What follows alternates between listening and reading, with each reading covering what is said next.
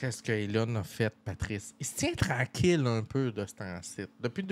Ouais. Quand je dis de ce temps-ci, depuis une semaine ou deux, il est un peu plus tranquille parce que il commence à avoir des mauvaises nouvelles qui tombent sur la tomate, Patrice. Ouais, au Brésil, Tranquillement. Hein? Au Brésil?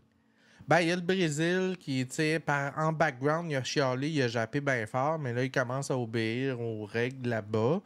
Puis là, il y a de plus en plus de chroniqueurs financiers à travers le monde et de firmes d'évaluation financière qui mentionnaient, entre autres, Patrice, sais-tu combien de pourcents de dévalorisation X Twitter est rendu, Patrice, depuis son rachat? Donne un chiffre. On va dire 30%.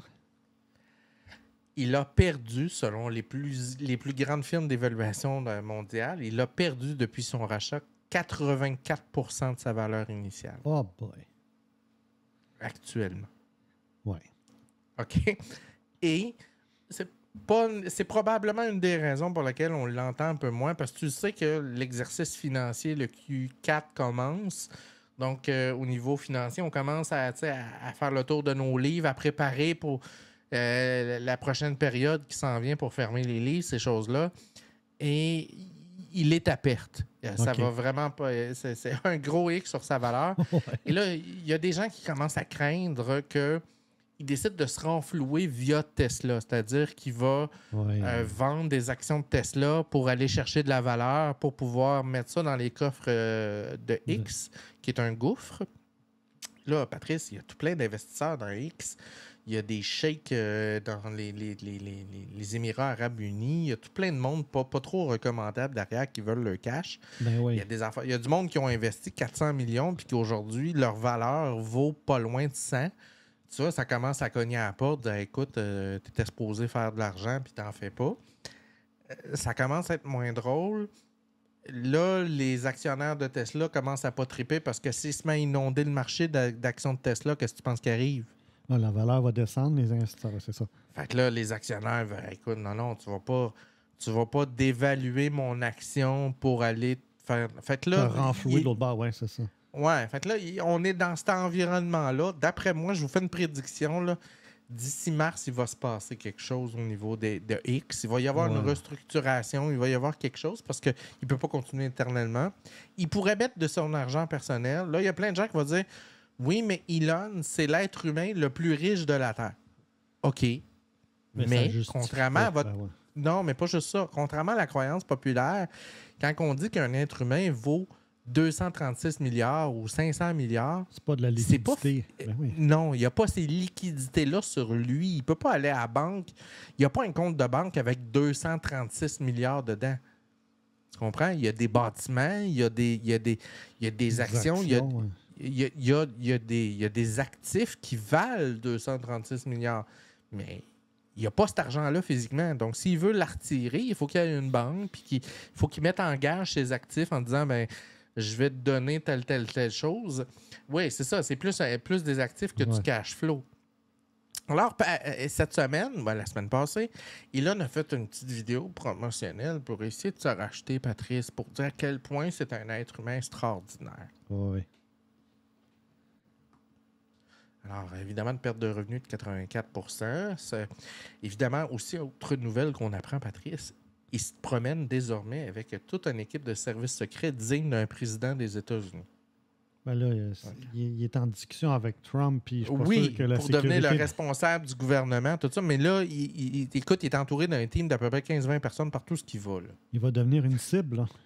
Ouais. Fait que là, voici la vidéo promotionnelle. After buying Twitter for $44 billion, Musk's time as CEO has been a whirlwind. Shares of Musk's other major company, Tesla, have plummeted more than 30% since he took over Twitter. As is often the case, his next move is unclear. I go as far to say that he's demonstrating some erratic behavior. Go fuck yourself. Is that clear? I hope it is. Hey, Bob, if you're in the audience. Elon Musk's cooperation and/or relationships with other countries is worthy of being looked at. The Biden administration has just announced its second investigation into Elon Musk in less than a week. Both the Tesla and SpaceX, there's a product roadmap that they're on, and that whether Elon is in the building or not is not going to impact the plan that they have. People said he'd never get the rocket in space. He did that. People said the Roadster would never get delivered. He did that. People said he'd never get 100 of them done. He's got 200 done. As an entrepreneur, you can't listen to the noise. And you certainly can't listen to losers who have never accomplished anything with their life, who are obsessing about you. Please. We're out there among the stars, and we're a multi-planet species across many planets and many star systems.